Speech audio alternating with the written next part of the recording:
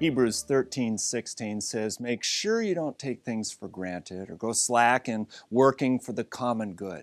Share what you have with others. God takes particular pleasure in these acts of worship, a different kind of sacrifice that take place in kitchen and workplace and on the streets. God commands us to give gifts to one another, to share what we have with others. Gary Chapman, in his wonderful book, The 5 Love Languages, writes, gifts are visual symbols of love. Isn't that great? Gifts, visual symbols of love.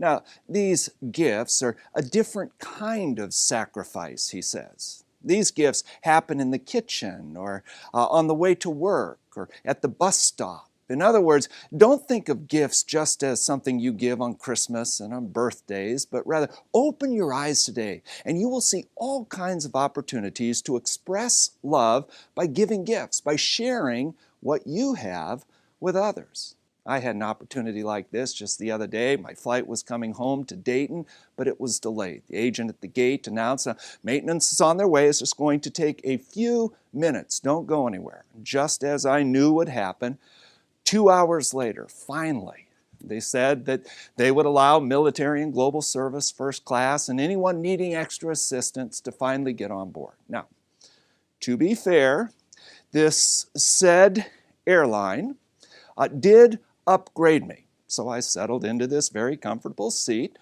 when I overheard the attendants talking. Then I heard the captain say, oh, no. This is a different maintenance issue. We're going to have to get the people off the plane again. Now, very few people had boarded at that point, and sure enough, comes over the system, says, everybody on board, sorry, but we have another maintenance glitch. I sat there so angry, determined to at least be the last person off the plane. Well, as I sat there, this girl bounced in from nowhere, threw herself on the seat in front of me and exclaimed, look at me, Grandma, I'm flying in first class. She does this perfect reverse belly flop into the seat. Grandma is coming down the aisle slowly, ever so slowly, toward the wheelchair that was waiting for her on the jetway. When she saw her, she said, Gwendolyn, get out of that seat. You can't sit in that seat. That's reserved for first-class passengers only. She says, but Grandma, it's so comfortable. There's room for you in this seat as well. I feel like I'm flying Beanbag Airlines. Come on, Gwendolyn, Grandma said. They need for us to get off the plane. And only rich people can sit in those seats. Well, Grandma, I'm going to make a lot of money because someday I'm going to be rich enough to fly with all these bajillionaires up here. I want to fly first class. Well, just as I knew would happen, their short delay of a few minutes turned into another couple hours waiting. But it gave me plenty of time to go over to the desk and to talk to the agent and request a seat change. She moved me from 2B to 16A. And from 16A, when we boarded again, I had a perfect view of when the attendant said to Gwendolyn, hey, we need you to sit in a different seat.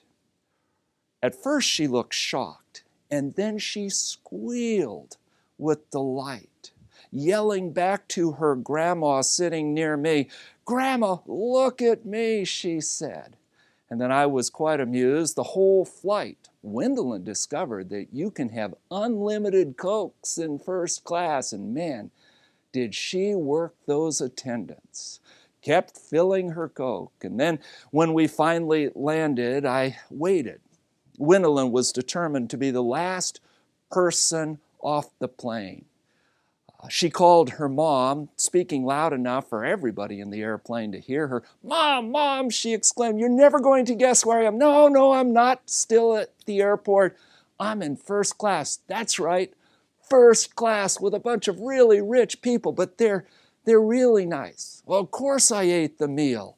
And the guy next to me, he didn't want his cookie, and so I got to eat that too. And then they told me that I could drink all the Coke I wanted. No, Grandma had to sit back there with all those poor people. But yes, I'll wait for her. But I want to be the last person off the plane. I love you too, Mom.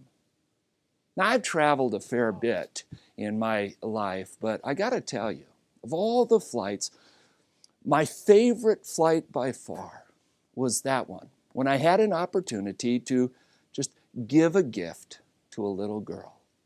I'm still flying high.